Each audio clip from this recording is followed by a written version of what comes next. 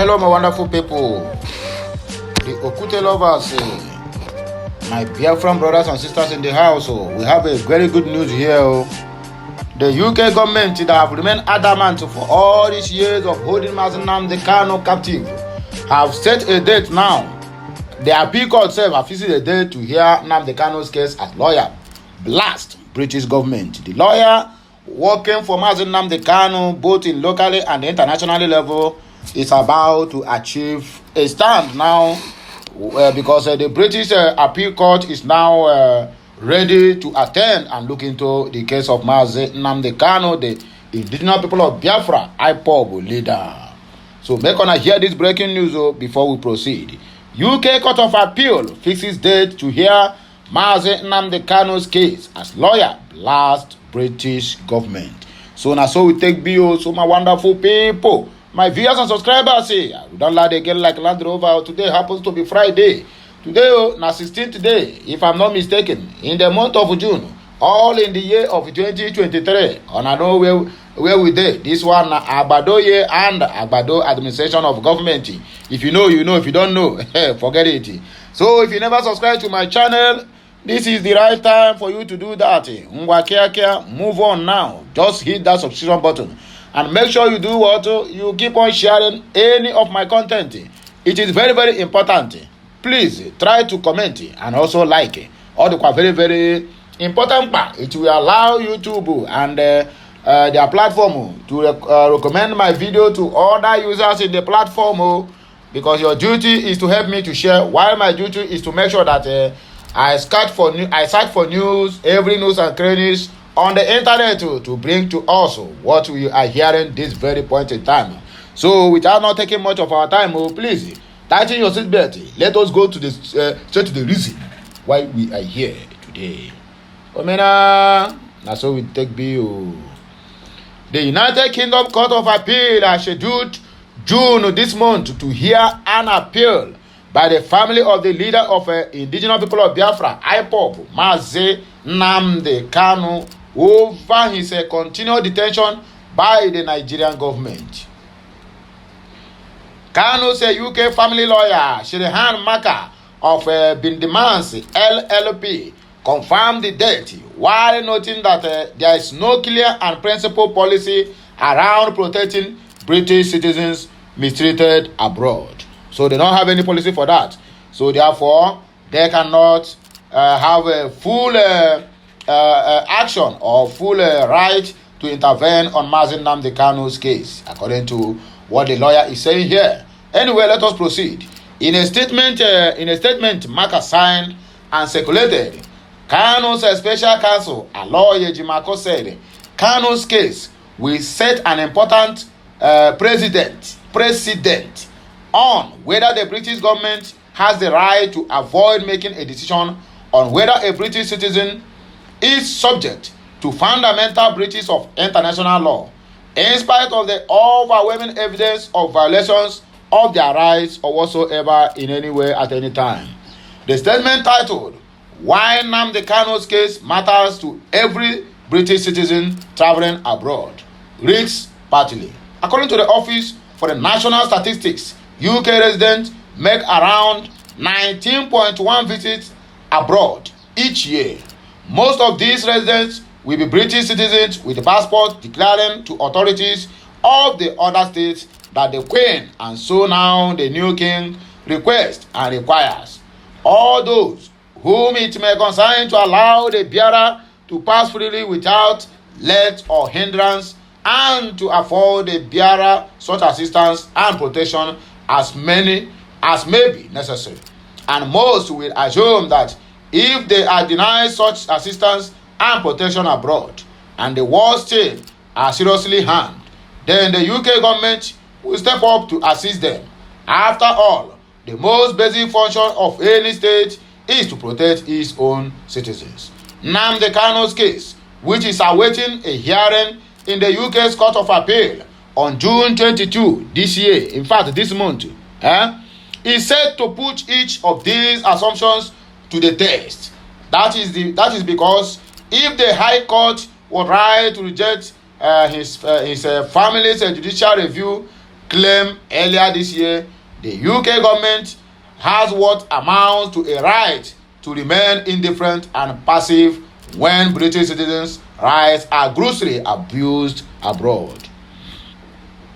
Indeed, that right will remain, or we mean the government can avoid ever making a decision about what has happened or is happening to its citizens when they were abroad and desperately seeking its help. The facts of the case are stark. Mr. Kanu is beloved husband and father to family in the UK. He is also a leader of the indigenous people of Biafra, IPOB, a group that calls for self-determination of Biafra land. And crucially, he is also a British citizen who has been subject to the most serious human rights violations, including being detained for 2 good years in Nigeria in an intelligence agency facility in conditions that amount to torture, emotional pain. As a British citizen, he traveled with the same expectations of protection by the British state as any of other British citizens who may be mistreated abroad. However, unlikely that that may be. Unfortunately for Mr. Kanu, such protection has been conspicuously lacking in the British judiciaries. Perhaps, surprisingly for many, the question for the court is not what should the UK government do to help him. Instead, it is, should the UK government make its mind up about what has happened to him and then decide what to do, because for over 2 good years the government has said it cannot and will not make those critical decisions. The Court of Appeal will hear Mr. Kanu's family's appeal on June 22, 2023. The case will set an important precedent on whether the British government has the right to avoid making a decision or whether the British citizen is subjected to fundamental breaches of international law. In spite of the overwhelming evidence of violations of their rights or their civic rights, anyone traveling with a British passport should look out for a ruling and hope that the court will firmly restate and apply the principles in Abbas so that they can be confident that their government will properly consider what protection they need abroad. So short needs ever arises. This one is coming to you from the Mazi Nnamdi Kanu's British lawyer with the name, you know the name? His name is Sharon Maka of Bandmans LLP, and I saw it take B. In the other hand, though, this one is coming from our great son, Osita Abakoba Abi Kilompe. What he says, and I quote, he said, remove INEC chairman from office. Abakoba urges Tinubu. I have never seen that one happen, no, because in other words, you cannot bite the finger that fed you. INEC chairman Yakubu makes the decision on the Tinubu's administration today. He's the one that chooses the electorate or the result of the electorate by himself. So how do you expect him to be sacked or removed from office? I never see that one coming soon. No, not ever. Even if such a thing will happen, it will be both on a mutual understanding that Mahmudu has to step aside and he will brought in the person that will even be worse than Mahmoud to handle the elections coming 2027. That is where I stand. And that is the simple truth about all the whole things. Olisa Abakoba, a senior advocate of Nigeria and former president of the Nigerian Bar Association, has advised President Bola Ahmed Tinubu that the chairman of the Independent National Electoral Commission, Mahmoud Yakubu, must leave office by resignation or removal. He said this on Thursday in a statement while congratulating Tinubu for suspending the governor of Central Bank of Nigeria, Godwin Emefiele, and the chairman of Economic and Financial Crimes Commission, Abdurrashid Bawa, fuel subsidy and foreign exchange corruption. According to him, after dismantling CBN, EFCC, fuel subsidy and others, the next thing is the INEC and our service chiefs. That one is not left behind. Full congratulations go to President Tinubu for getting rid of Emefiele and Bawa, fuel subsidy and forest corruption. Endemic corruption has suffered a massive blow. Next is for the president to dismantle the INEC. Everyone will agree that logistically, the 2023 election are the worst in our history.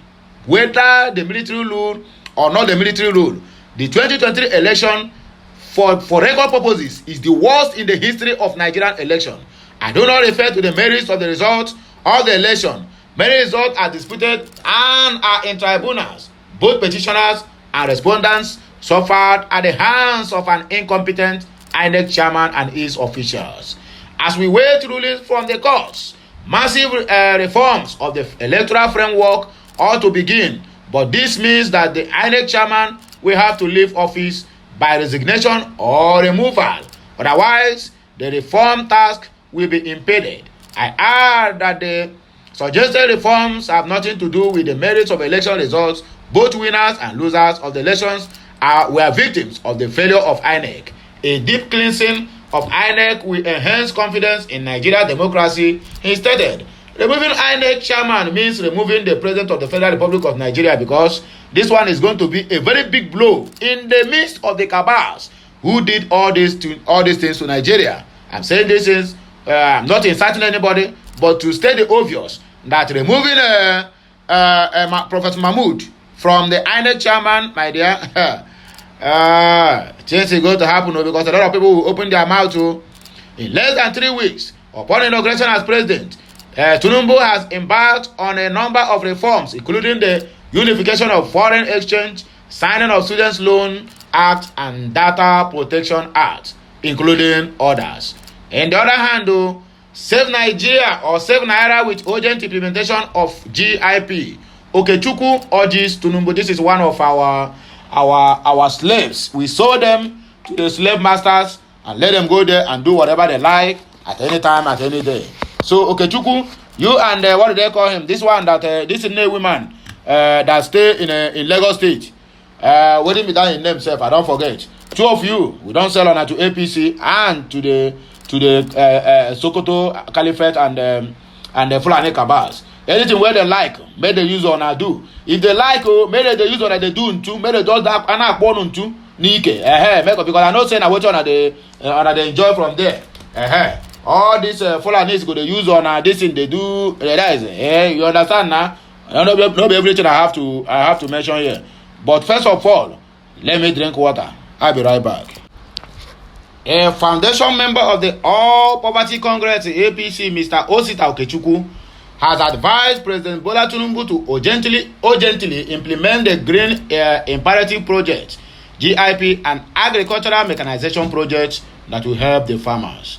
Okechukwu, the Director General of Voice of Nigeria, gave the advice while commending President Tinubu for the unification of the foreign exchange market, that is the Forex. The GIP is a 995 million euros in kind agricultural mechanization equipment project initiated by the ex-president Buhari in 2018 between Nigeria and Brazil. It is a government-to-government project aimed at acquisition of modern agricultural machinery and the installation of agro-processing plants to upgrade smallholder and medium farmers in Nigeria. Okechukwu maintained that the Russian-Ukraine conflict, countries like Nigeria with swaths of arable lands can fill the void in the international food market left by Ukraine. They will not do that. Everybody eye and concentration is on crude oil. Crude oil, why we have vast of lands, nutritious land that can feed how many millions and billions of people in this earth. But man, who want to do that? Methinks GIP will play important role in dollar supply to stem endless naira crash, which will get worse if we depend only on oil revenue, Okechukwu retorted. Okechukwu further harped on the worst vast opportunities of harvest from the GIP with approximate agricultural machinery of 10,000 units of tractors and 50,000 units of assorted farm implements to be assembled in Nigeria. In addition, he said, GIP is designed to have 632 tractor centers and 142 agro-processing plants covering the 774 local government areas in Nigeria. Okechukwu posited that most importantly, the management centers are designed to be managed by private operators. There will be also training centers designed to assist subsistence farmers to be self-reliant and owners of the farm implements in the near future. One therefore calls on Mr. President to urgently jumpstart the GIP as a handgun to cushion the shock of endless naira crash and the attendant harm to the poor masses. This one is coming from Okechukwu. You left nothing in Abia account. This news is for my people of Abia State. Make una hear wetin Chioma Oti dey tell Okezie Ikpeazu. You people remember that Okezie Ikpeazu, abi what did they call him? Is our 500 naira governor who gives every pregnant woman that born 500 naira to go back home. When he been asked, that 500 naira is for what? And this man have the mind and the God to tell the interviewer that do you ask a poor man or poor woman what she can do with the 500 naira? That is a very big package. Now this word no balance you. You left nothing in Abia accounts. Oti challenges Ikpeazu. The Abia state government has denied reports that the former administration of Governor Okezie Ikpeazu left 24 billion naira in the state account, describing the reports as false. Rather, the state government said the past administration left a whopping 191 billion naira in debt for Oti to grapple with. The special advisor to Governor Les Oti on finance, Mike Agbara, made this disclosure in a statement in Umuahia. Agbara said that the $200 million and $500 million the past administration claimed it left for the new administration were loans they were pursuing, which had yet to be crystallized. Hey, Agbara said that the Ikpeazu administration also left physical liabilities in all key institutions of Abia State government, including the Abia State University Teaching Hospital, Abia Polytechnic, Aba, among others. He further disclosed that the summary of Abia State government balances with different banks are at May Bank, at May 328, 2023 included loan balance to UBA 8 billion 812 million 830,371.44. Zenith Bank 21 billion 557 million 168,761.71.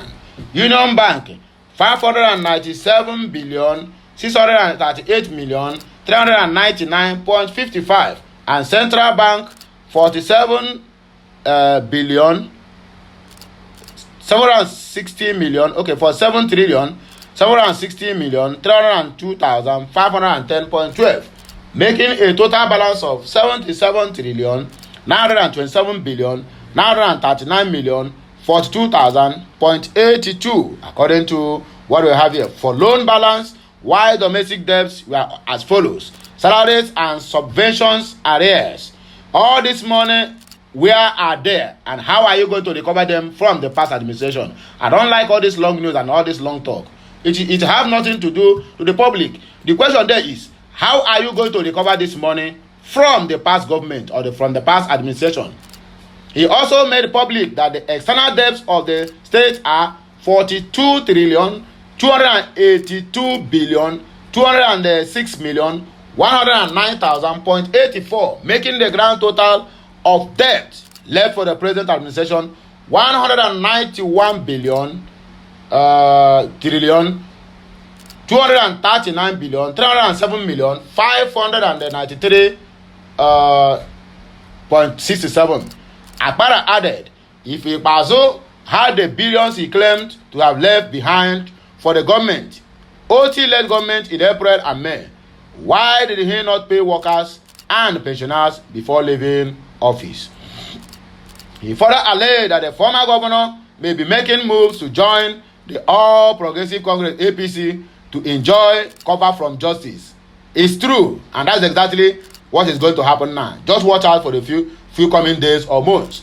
If Ikpeazu is trying to preempt the anti-corruption agencies by making such provocative false claims, he should know that the anti-corruption agencies work with the facts and figures. And even if the former governor runs into the APC to seek refuge, as he plans to do so, these anti-corruption agencies will pursue and bring him to justice. Last week, a former head to Okezie Ikpeazu, Ikechukwu Iruoha, listed the financial assets he said his Ikpeazu past government left for OT before handing over. And that is where they stand. My people of Abia State, they're going to do what? They're going to put hands together and go and ask Ikpeazu where is the treasury of Abia State treasury. European Union tasked Tinubu to create enabling environment for private sector to thrive. Very quick to react, but very slow, and never said anything concerning the case of Mazi Nnamdi Kanu and how he been tortured in detention in a DSS facility. The European Union on Thursday called on President Tinubu Ahmed to create an enabling environment for the private sector to thrive in Nigeria. The head of European Union delegation to Nigeria and the Economic Community of West African States, Samuela Isopi, gave this advice while briefing journalists on the coming Afro-Euro runaway in Abuja. The runaway, which is slated for Friday, June 16, is organized by the European Union member states in collaboration with the Abuja Fashion Academy. Isopi expressed the readiness of the European Union to work with the present administration to ensure the success of private sector, especially in the area of fashion. Isopi, while noting that the European Union will be working with the Nigerian institution to build the fashion industry, said, I hope the new administration will help partner with the private sector to help create an environment where we can really help the sector in general. He added that textile is one of those because it really creates a lot of jobs. So this is our first objective. My role and that of our member states is to create the platform, and then it is up to the Nigerian private sector and of course private companies from Europe.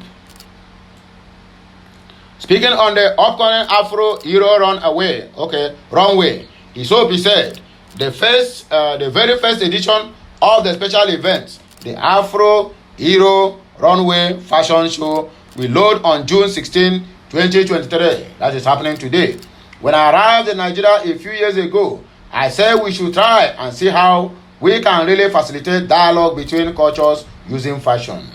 Together with our partners, we were able to put together what I consider to be an extraordinary initiative because it brings together so many talents.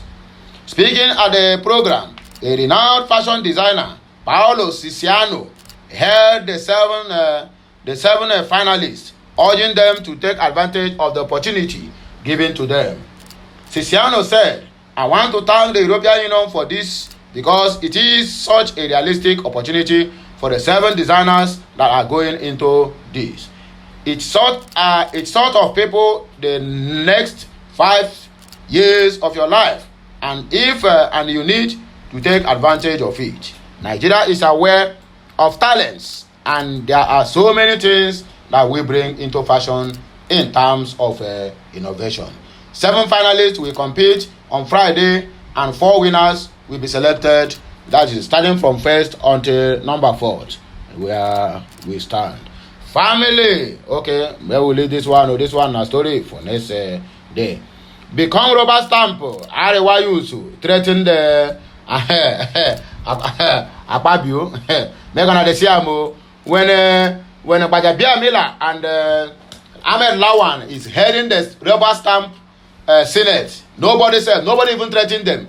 They were being praised at every time. But look at it now. Look at what Arewa Yusu are telling what they call it, Akpabio.